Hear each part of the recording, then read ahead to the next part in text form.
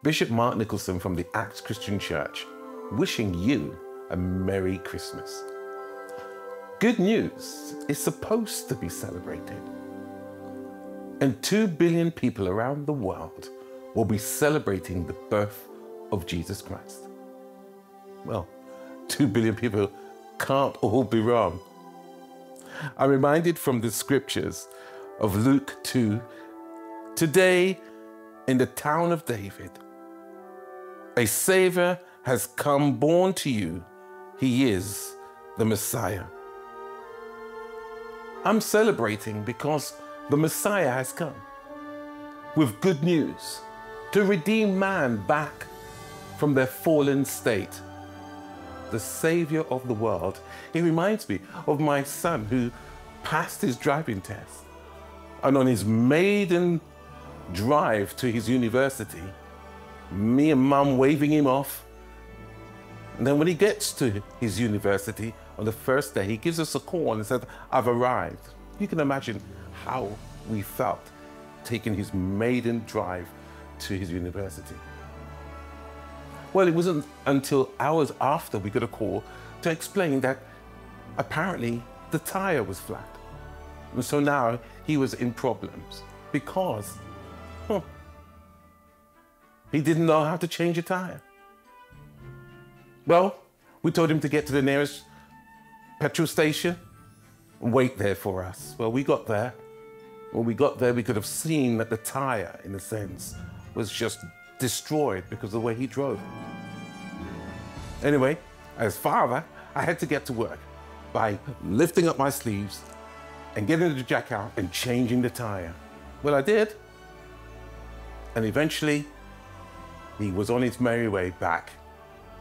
Well, watch this. When I got home, I felt the aches and the pain because I hadn't done it for a long while, but I felt a duty of care to my son. Sitting in my favorite chair, relaxing, the door gently knocked. In comes my son and said, Dad, I want to thank you for doing that because I had no idea what to do. And he said, you were like my savior. And I looked at that and I thought, well, that's what dads are supposed to be, reaching down for his son, his daughter. And he hugged me.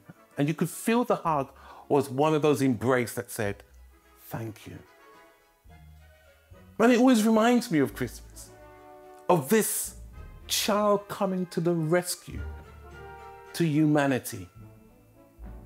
Knowing that if he never came, what state would we be in?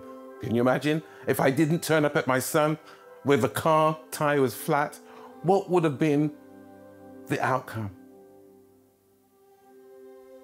He came and rescued me that day when he said, who will come and die for Adam's falling race? Thank God for Jesus. That's why I celebrate Christmas, because it was a rescue package for me and for you. For those out there that may have never received good news in that year or in this year, can I entreat you?